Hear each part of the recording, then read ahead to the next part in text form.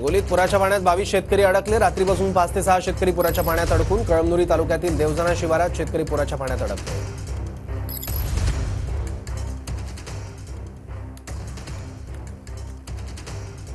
पुरात अडकलेले शेतकरी आता मदतीच्या प्रतीक्षेत आहेत।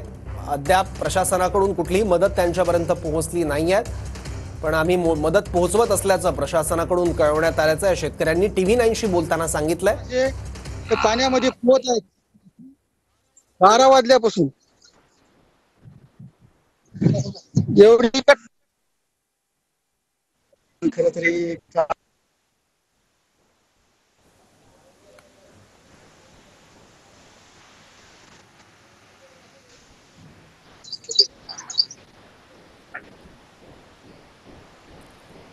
हिंगोलीमध्ये पुराचं पाणी साचलंय। शेतामध्ये चारही बाजूने मोठ्या प्रमाणात पाणी साचलंय आणि काही जनावरं सुद्धा यात अडकलेली आहेत। त्यामुळे पाण्याची पातळी अर्ध्या ते 1 फुटाने जरी वाढली तर या जनावरांचा जीव जाऊ शकतो। इतकंच नाही तर या गोठ्यांच्या शेडवर या शेतकऱ्यांनी आता आसरा घेतलेला आहे।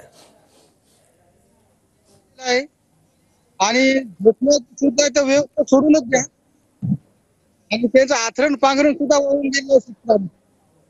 12 वाजल्यापासून हे असे थांबलेले आहेत।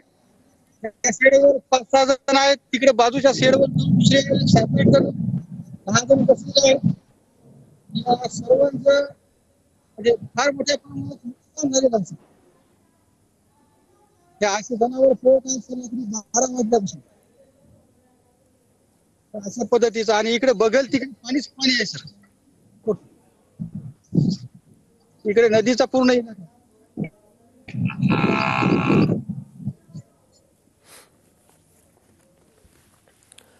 तर जिल्हाधिकारी अभिनव गोयल आता फोनवरून आपल्या सोबत आहेत। अभिनव सर, काही संपर्क झालाय का आणि कुठली मदत पोहोचवण्याचा प्रयत्न होतोय का या शेतकऱ्यांपर्यंत? हो, आपल्या जिल्ह्यात काल थोडासा जास्त पाऊस पडल्यामुळे नदी नाले पण वाहू लागले आणि काही ठिकाणी पाणी पण गेलाय शेताची। काही ठिकाणी काही गावात एक दोन लोक अडकलेली होते, त्यांनाही प्रशासनाने काढलेलं आहे। प्रशासनाची जे रेस्क्यू टीम्स आहेत त्याचबरोबर SDRF ची टीम पण आहे, त्यांच्या मार्फत ते काढण्याचे काम करण्यात आलेलं आहे। सध्या परिस्थिती नियंत्रणात आहे आणि नागरिकांना सतर्क राहण्यासाठी पण आपण हे केलेलं आहे, नियोजन केलेलं आहे। ओके अभिनव सर, काही वेळापूर्वी आम्ही या अडकलेल्या शेतकऱ्यांसोबत संवाद साधला। त्यांचं म्हणणं आहे की एकूण 40 जण आम्ही अडकलो आहेत आणि काही प्राणी सुद्धा आहेत खाली। पाण्याची थोडी जरी पातळी वाढली तर प्राण्यांचा जीव जाऊ शकतो। तर मदत त्यांच्यापर्यंत पोहोचलेली आहे का? नसेल पोहोचली तर किती अवकाश आहे मदत पोहोचण्यासाठी? आणि आता माझ्याकडे जे माहिती आहे ते एक गाव असं आहे जिथे 8-9 लोक अडकलेले आहेत। तिथे आमची टीम बोट घेऊन गेलेली आहे आणि ते त्यांना काढत आहे। सध्या एकच आता जे आहे ते शिल्लक आहे रेस्क्यू, बाकी ऑलमोस्ट सर्व ठिकाणी आपण रेस्क्यू केलेला आहे।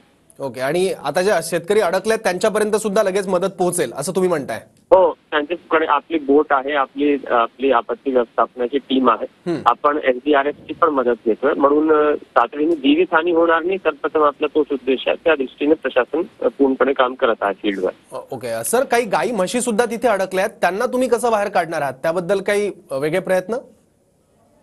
ते पण आपण सर्वप्रथम मनुष्य हानी होणार नाही त्याच्यावर आपण काळजी घेतो, म्हणून त्याला माणसाला काढतो आपण आणि मग ते काढल्यावर मग आपले जे पशुधन वगैरे आहे त्यांचे आपण नियोजन करू।